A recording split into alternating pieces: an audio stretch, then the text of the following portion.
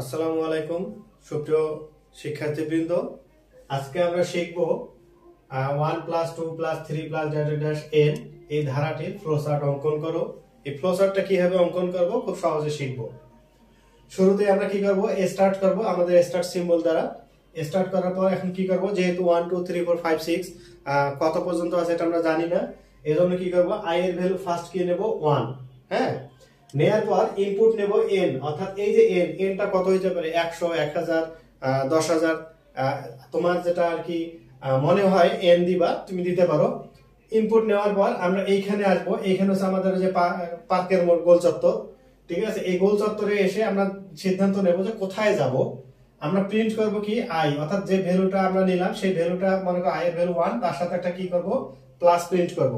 Print করার পর আমরা এখন পরবর্তী ধাপে আমরা কি করব, একটা প্রোগ্রাম চালু করব। প্রোগ্রামটা হচ্ছে i + 1, অর্থাৎ i এর সাথে 1 1 + 1, তাহলে এখানে 1 + 2।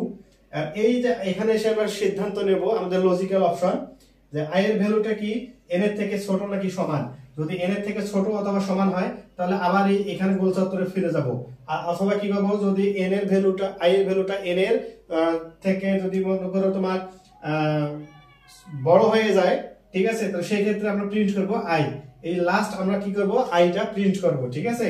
অর্থাৎ i এর ভ্যালুটা আমরা ফাইনালি i এর ভ্যালুটা কি, এই যে মনে করো 1 + 2 + 3, এটা ফাইনালি এর যোগফলটা কত সেটা আমরা প্রিন্ট করব এখানে। এই প্রিন্টটাও যখন আমাদের শেষ হয়ে গেল, অর্থাৎ আমাদের ফ্লোচার্টটা শেষ, আমরা ইন্ট দিয়ে দিলাম। এভাবে আমরা খুব সহজে 1 + 2 + 3 n তম যে সিরিজটা আছে এই সিরিজের ফ্লোচার্ট অঙ্কন করতে পারি। তো সবাইকে অসংখ্য ধন্যবাদ, আমাদের পাশে থাকবেন। আসসালামু আলাইকুম।